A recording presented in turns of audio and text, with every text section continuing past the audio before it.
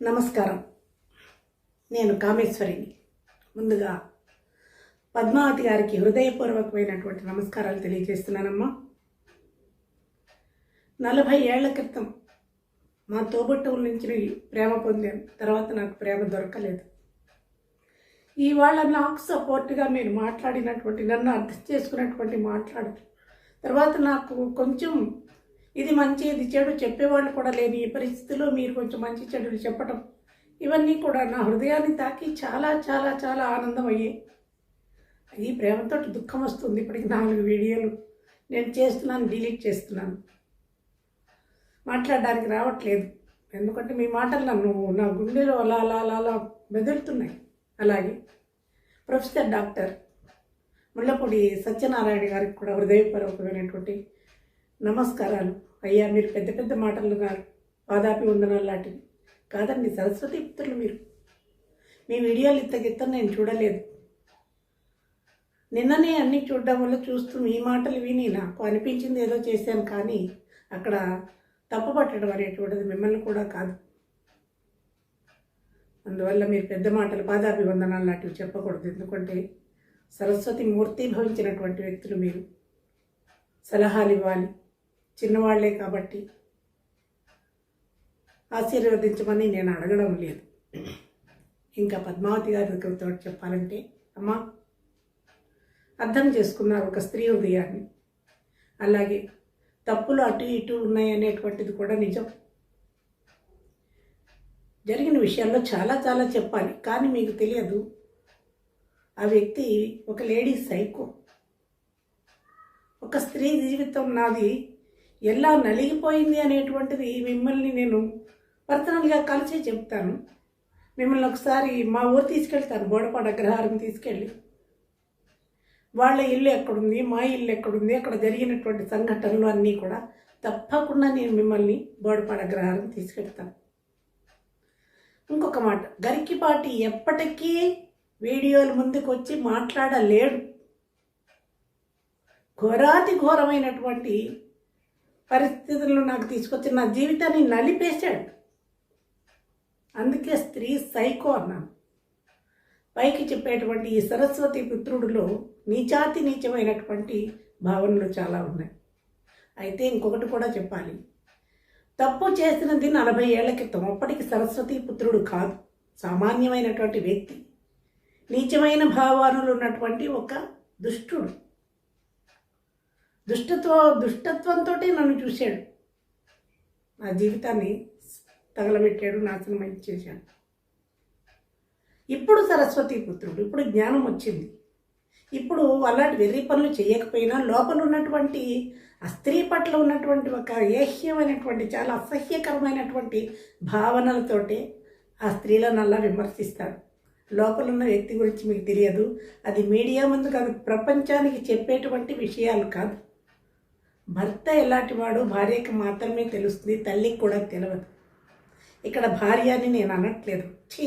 అది చాలా నీచమైనటువంటి పదం నా దృష్టిలో, నా విషయంలో. అక్కడ ఏం జరిగింది అనేటువంటిది సూక్ష్మంగానే చెప్తాను, లెంగ్తీగానే చెప్పాను.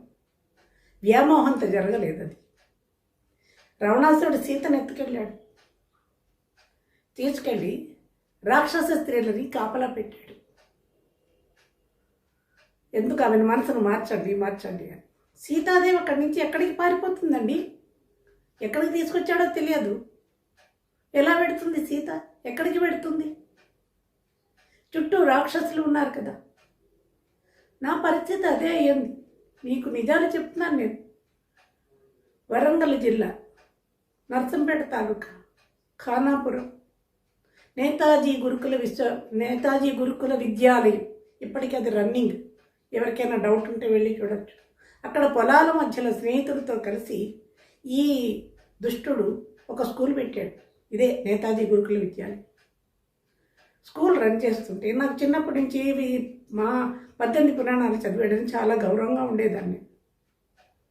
గౌరవంగా మాట్లాడేదాన్ని. ఏమయ్యా ఏంటి అంటూ మాట్లాడేదాన్ని.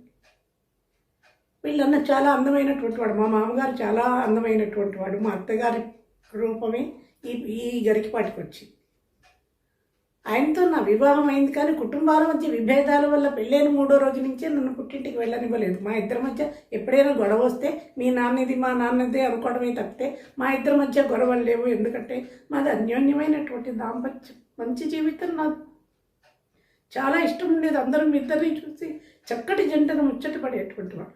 అప్పటి నుంచి దుష్టమైనటువంటి కన్ను వేశాడు ఈ దరిద్రుడు. నేను ఖాళీగా ఉన్నాడు, ఉద్యోగం లేకుండా మీ అన్న ఉద్యోగం ఇచ్చి చూడబయ్యా, నువ్వు స్కూల్ పెట్టావు కదా అని నా కర్మ కాలి అడిగాను. ఉద్యోగం ఇప్పిస్తానని తీసుకెళ్ళినటువంటి ఈ మనిషి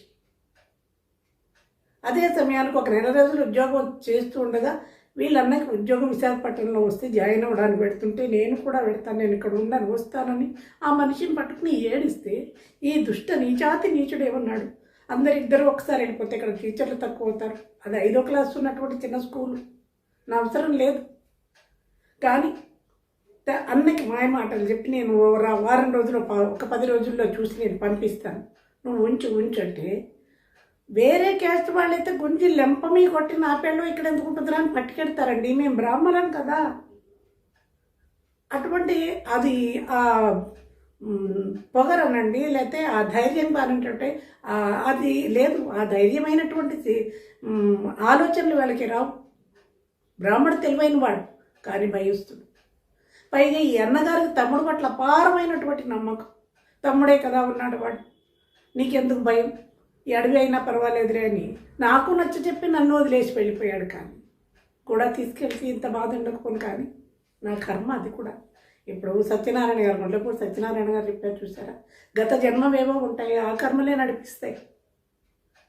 ఈయన వెళ్ళిన 2వ రోజు నుంచే వీడు ప్రవచనాలు మొదలెట్టాడు నా దగ్గర. నేను తల్లితో సమానం ఏం మాట్లాడుతున్నామంటే అక్కడ జరిగిన వెర్షన్స్ని పద్మావతి గారు పర్సనల్గా చెప్తాను, వీడియోలో చెప్పలేదు.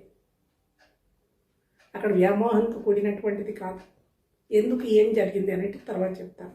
గతం అయిపోయిందండి. పాపమో పుణ్యమో, క్రితం జన్మ పాపాన్ని నేను కూడా అనుభవించబట్టే కదా ఈ జీవితం ఇలా అయింది. లేకపోతే ఆ మనిషితో ధర్మంగానే బతికి హాయిగా నాకు పెళ్ళిళ్ళు, పూజలు, నోములు, వ్రతాలు ఇష్టం, మనస్ఫూర్తిగా ఇష్టం, అన్నింటినీ కోల్పోయాను. నా కర్మ వీడి పాల్పడ్డా. కానీ నా జీవితం చివరి వరకు నన్ను నలిపేసాడండి. ఒక స్త్రీని హీనంగా నన్ను ట్రీట్ చేశాడు. ఇది కూడా నేను వీడియో ముందు చెప్పలేను. మీరు మీ నంబర్ ఇచ్చో ఎక్కడున్నారో చెప్తే నేను మీకు పర్సనల్గా చెప్తాను. అప్పుడు గరికిపాటి నిజస్వరూపం మీకు అర్థమవుతుంది.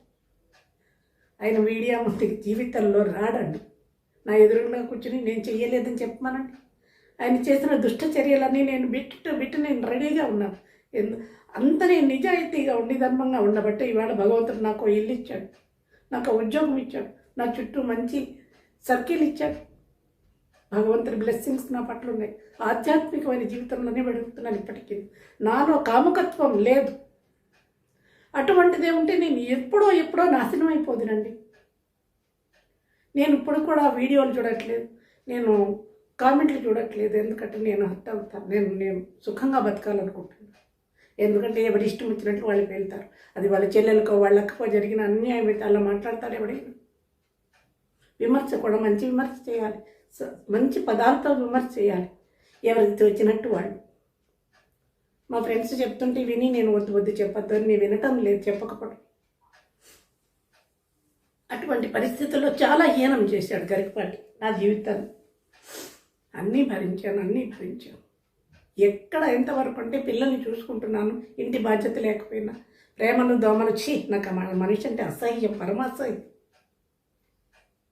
వెళ్ళిపోయే పరిస్థితులు ఎక్కడికి వచ్చాయంటే మనిషి ఎదిగి అవధానాల స్థాయి దాకా వచ్చాక సమస్యాపూర్ణాలు మా ఇద్దరు ఈ బ్యాడ్ రిలేషన్ మీద ఇస్తున్నారు. అక్కడ మొదలైంది. ఈయనే చెప్పాడు, మా అమ్మ నిన్ను వదిలించుకోమంది అన్నాడు. మీరు నమ్మినా నమ్మకపోయినా నేను నమ్మినటువంటి భగవంతుడి మీద సాక్షిగా చెప్తున్నా, నా మీద చేతబడి ప్రయోగాలు చేయించారు తల్లి కొడుకు. ఆ ప్రభావం ఉందో లేదో అవన్నీ నేను చెప్పలేను. ఎందుకు చేస్తున్నా, నా మేలు కోరి చేతబడి ప్రయోగాలన్నీ చేయించాడు, నా చేత చేయించాడు. ఇప్పుడు అన్నీ ఏమీ లేవు అని అబద్ధాలు చెప్తాడు, వాటి మీద నమ్మకం లేదంటాడు. అప్పుడు ఆ మనిషి చేసినటువంటి పని. ఇప్పుడు నేను చేస్తున్న ఈ వీడియో మిమ్మల్ని మా ఇంటికి తీసుకొస్తాను రండి పద్మావతి గారు. నా ఇంటి చుట్టూ నేను మాట్లాడుతుంటే అందరు దేవతల ఫోటోలు ఉన్నాయి, వాళ్ళు ఎదురుగుండా మాట్లాడుతున్నారు. నిజమే మాట్లాడుతున్నది, తప్పు మాట్లాడాల్సిన అవసరం ఏముందండి. ఇంకా ఇంకా నీచాతి నీచమైన పనులు చేశాడు. సాగర ఘోష ఆ కావ్యం కాపీ చేస్తుంటే అది ఒక ఊతు ఘోష. ఎందుకు అనేది పర్సనల్గా మీకు చెప్తాను. మనిషిలో ఉన్నటువంటి ఒక నీచమైనటువంటి ఒక మనిషి ఉన్నాడు గరికపాటిలో. అందువల్ల అది చెప్పడానికి చాలా అసభ్యకరమైనటువంటివి. నా గ్రహస్థితి బాగోక, నా కర్మకాలి వీడి పాల్పడ్డారు. ఊళ్ళో వాడండి, పక్కింటి వాడండి. అరే, సంప్రదాయమైన కుటుంబంలో పుట్టి పెరిగిన ఆమెను నేను ఇలా దగా చేయకూడదు అనుకున్నాడా? చేసేసాడు, అయిపోయిందండి. పిల్లలు ఇవన్నీ కూడా నిజమే, కర్మ అంటున్నాను కదా.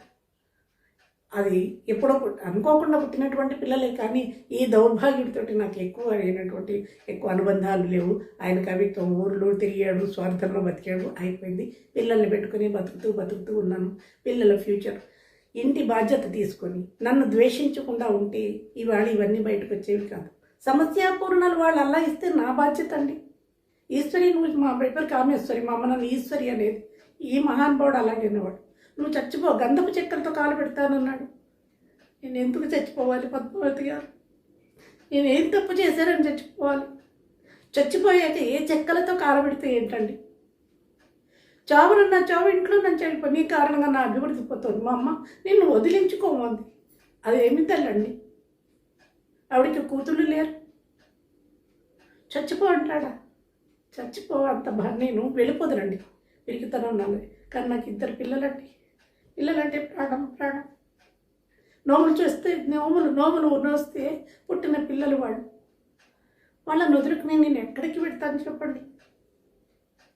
నన్ను బతుకనివ్వలేదండి. ఇంకా నీచమైన పనులు చేశాడండి. అవి నేను పర్సనల్గా చెప్పలేదు. వెళ్ళిపోయే పరిస్థితిని తీసుకొచ్చాడు. నన్ను అమ్మేశాడు. ఏం చెప్పమంటారు? ఎన్నువైపోయింది జీవితం, బతుకు దుర్భరం అయిపోయిందండి. పిల్లల్ని పెట్టుకుని ఏం బతకాలి? పిల్లల చదువులు, భవిష్యత్తులు, పెళ్ళిళ్ళు అవ్వవేమో, నా బ్యాడ్ రిలేషన్ తోటి పెళ్ళిళ్ళు అవ్వవేమో వెర్రిదానిలా ఆలోచించాను. కానీ కాలం మారింది. కాలంతో పాటు వీళ్ళకి పెళ్ళిళ్ళు అవుతాయి అనే ఆలోచనే నాకు రాలేదు. పిచ్చిదారులైనా ఆలోచించి వెళ్ళిపోవాలనుకునేటువంటి అనుకోని పరిస్థితిని, ఆ వెళ్ళిపోయే పరిస్థితులను కూడా ఈ దుష్టుడే ఏర్పాటు చేశాడు. ఇవన్నీ వ్యక్తిగతంగా చెప్పవలసినటువంటి, ఎందుకు వెళ్ళిపోయాను, ఎలా వెళ్ళిపోయానో కూడా చెప్తాను. కాముకత్వము అటువంటి లక్షణాలు నాకు లేవు. ఉంటే వాడు అన్న నుంచి దగా చేసి తీసుకొచ్చినప్పుడు ఈ దరిద్రపు మొహంతో నేను సంసారం చేయలేను, ఉండలేను. నేను అవధానిని చేస్తాను. సొసైటీలో స్త్రీ అవధానులు లేరు. నిన్ను మహా గొప్పదాన్ని చేస్తాను, ఎమ్మెల్యే చేస్తాను, లెక్చరర్ గారిని నువ్వు బతకచ్చు అంటే వెర్రిదాన్ని. కాకపోతే సంసారం ముఖ్యం అనుకున్నట్టు వెళ్ళాలి కానీ చదువుకొని, నాకు చదువు అంటే చాలా ఇష్టం. చదువుకోలేదు, 10th చదివాను, చదివిస్తానంటున్నాడు, అవధానాలు చేయిస్తానంటున్నాడు అని పిచ్చిదాన్ని నేను లొంగింది అదే ఒక్కదానికి భగవంతుడు సాక్షిగా చెప్తాడు. అవధానాలు చేయించాడా? ఇద్దరం ప్రయాణం చేస్తుంటే అనుకోకుండా మొహం ఇలా పెట్టు కూర్చుంటే ఒక పద్యం వచ్చిందండి. చిరునవ్వులకు మోమున చిరునవ్వే కానరాదు, చింతేలనుకో పరులన్న మాటలన్నీయు చిరునవ్వుతో స్వీకరించి చింతను విడుమా. కందపద్యం అండి. లక్షణాలన్నీ కరెక్ట్గా ఉన్నటువంటిది. అప్పటిదాకే రాసుకుంటూ నేను నేర్చుకున్న తెలియమే చేస్తానండి. ఛందస్సు వచ్చు. అది ఎందుకో నోటి నుంచి వస్తే అక్కడ టిక్ పెట్టాడు. నన్ను మించి ఇది పెద్దదైపోతుంది అనుకుని అక్కడి నుంచి హీనాతిహీనంగా నన్ను తొక్కాడండి. వెళ్ళలేకపోయాను. ఎందుకు అంటే పిల్లలు. నిజంగానే నేను కాముకురాలని అయితే, అదే ఆలోచన ఉన్నదైతే ఈ దరిద్రపు మొహంతో నేను అక్కడ ఉంటానండి. ఎప్పుడో పోదు. వచ్చిన గవర్నమెంట్ ఉద్యోగానికి వెళ్ళనిచ్చాడు కాదు, ఉన్న ఆస్తి లాగేస్తాడు. పిల్లల నుంచి వదలకి ఏం చేయనండి. వాళ్ళ భవిష్యత్తు బాగుండాలి. పిల్లల్ని ఎంత హింసించాడో మా గురజాడకి గుర్తులేదు. మా స్త్రీ వాడు దేవుడు అండి, పిచ్చి వెదవవాడు. వాడిని ఎంత హింస పెట్టాడు. పిల్లలు మమకారం ఉన్న మనిషి కాదండి, స్వార్థం. తనే గొప్పవాడాను. తన కీర్తి వీటి కోసమే పాకులాడాడు. నాతో దెబ్బతిని ఉన్నాడు కాబట్టి ఆ శారద దగ్గర నోరు మూసుకుని ఉన్నాడు. శారదకి పిల్లలు ఎందుకు పుట్టలేదు? మీరన్నమాట పాయింట్ కరెక్ట్. వదిలేయండి. పాప పిచ్చిది శారద, వదిలేంటి. మా పిల్లలకి అన్నం పెట్టింది, ఆమెకి మా దేవతే. కానీ వీడు నీచుడండి. ఇవాళ సరస్వతీపుత్రుడే ఈ జ్ఞానం వచ్చాక తప్పులు చేయకపోయినా పాతది గుర్తుపెట్టుకొని ఒళ్ళు దగ్గర పెట్టుకుని మాట్లాడాలి కదా. అహంకారం అండి. అహంకారంతో మాట్లాడి ఆ అహంకారంతో నేను నా మీద క్రిమినల్ కేసు పెట్టాడు. ఆ రోజు క్రిమినల్ కేసు పెట్టకుండా ఉంటే ఇంత రచ్చ అయ్యేది కాదు. ఏమనుకున్నాడంటే ఆడది నన్నేం చేస్తుంది అనుకున్నాడు. అధికార మదం, ధన మదం, పొగరు, పుట్టినప్పటి నుంచి ఉన్నటువంటి పొగరు. ఆ ఇంట్లో అందరికీ ఉంది ఆ పొగరు. దాంతో క్రిమినల్ కేసు పెట్టాడు. ఆ క్రిమినల్ కేసుతో వల్ల నేనేదో బాధపడి 2 పద్యాలు పెట్టుకోవాల్సి వస్తే అది ఇవాళ అందరికీ ఆధారమై నన్ను అడ్డు పెట్టుకుని వీడియోలు చేస్తున్నారు. 9 నెలల క్రితం నేను పిల్లల కోసం బాధపడినటువంటి వీడియో 9 నెలలు ఎవరైనా పెట్టారండి? ఇవాళ ఎందుకు బయటకు వచ్చాయి? అభిమానులు ఉంటే అభిమానం పెట్టుకోండి, కానీ తెలియని వాళ్ళకి కూడా వాళ్ళు ఈయన ఇలా అని చెప్పినట్టుగా నిమిషానికి ఒక వీడియో చేస్తున్నారు. నీచమైనటువంటి కామెంట్స్ నేను వినట్లే. ఇంకొకటి, ఏ కామెంట్ నాకు తాకదండి. నేను ఆ బోర్డర్ దాటేస్తాను. అతీతమైనటువంటి మనస్సు అయిపోయింది. భగవంతుడు ఒక్కటే. ఇంత పుణ్యం సంపాదించుకోవాలి, వచ్చే జన్మన్నా నేను కాస్త మంచిగా బతకాలి అనుకుని నిరంతరం భగవద్ధ్యానంలోనే ఆధ్యాత్మికమైన తత్వంలోనే పెడుతున్నా. ఇలాంటి వీడియోలు 100 వచ్చినా 100 కామెంట్స్ వచ్చినా నా శిష్యులు నాకు నమస్కారాలే పెడతాను. నేనేంటో వాళ్ళు చూస్తున్నాను. 2001లో బయటకు వచ్చానన్నాను. అప్పటి నుంచి ఇప్పటికీ నేను ఒక్కదాన్నేనండి. నా జీవితం 2004లో నేను హైదరాబాద్ వచ్చాను. నా చుట్టూ ఉన్న వాళ్ళని అడగండి, నేను ఎలా బతుకుతున్నానో అడగండి. 4 క్రితం అరకు వ్యాలీలోని అల్లూరు సీతారామరాజు స్కూల్లో ఈ రాక్షసుడే తీసుకొచ్చి నన్ను జాయిన్ చేశాడు. అక్కడికి వెళ్ళి బతుకు అని. అంటే నేను వెళ్ళిపోవటమే మనిషికి కావాలి కాబట్టి అక్కడి నుంచి నేను డైరెక్ట్ హైదరాబాదే వచ్చి బతికాను. ఒక్కదాన్ని బతుకుతున్నానండి. 24 సంవత్సరాలుగా కష్టము నిష్ఠూరము పంచుకునే వాళ్ళు ఎవ్వరూ లేరు. ఇప్పటికి కూడా స్నేహితులు కానీ ఆత్మబంధువులు నాని చుట్టాలు మొత్తం పుట్టింటి బలగం చాలా ఎక్కువ ఉంది. ఎవరికీ తెలియకుండా అడవిలో బతుకుతున్నా. నేను బతుకుతున్న అడ్రస్ ఎవరికి ఇవ్వలేదు. ఎందుకంటే ఎవరికి నిజమైన ప్రేమ. ఈ కారణంగా అందరూ నన్ను ద్వేషించి దూరం పెట్టారు. అందరికీ వీడి మీద వ్యామోహంతో వచ్చాను. వ్యామోహం పడ్డానికి ఏముంది మేడం? పద్యాలకి పాటలకి వ్యామోహపడతారా? నేను కూడా పాడగలను, నాకు కూడా పద్యాలు రాయడం వచ్చు. ఇప్పుడు ఆసులుగా చెప్పమన్నా మీ మీద చెప్తాను. ముళ్ళపూడి సత్యనారాయణ గారి మీద కూడా చెప్పగలను. భగవంతుడు ఆ శక్తిని నాకు ఇచ్చాడు. అయితే జీవన పోరాటంలో ఒక స్త్రీని కదా, నా బతుకు నేను చూసుకోవడం, నేను కవిత్వం మీద దృష్టి పెట్టలేదు. పెట్టి ఉంటే నేను కూడా ఇలా చెప్పగలను. అదే ధ్యేయంలో ఉన్నాడు కాబట్టి ఆయన చెప్పాడు. ఎవరికైనా స్త్రీకి ఎవరికైనా అటువంటి అవకాశం ఉంటే వాళ్ళు కూడా గొప్పవాళ్ళు అవ్వగలరండి. మంచిది. సరస్వతీ పుత్రుడు అలాగే ఉండాలి. కానీ భిన్నమైన ఆలోచన చేసి అహంకారానికి పోవడం వల్లని అయితే ఇక్కడ ఒకటి జరిగింది. నేను ఏది జరగకూడదు అనుకున్నానో అదే జరిగిందండి. నా పిల్లల భవిష్యత్తు దెబ్బతినకూడదు, వాళ్ళ మనసు బాధపడకూడదు. ఎస్పెషల్లీ మా గురుజాడ వెరీ షార్ప్, చాలా తెలివైన వాడు 4 సంవత్సరాలకే రేడియోలో 200 పద్యాలు చెప్పాడండి. వాడిది చాలా మంచి గొంతు.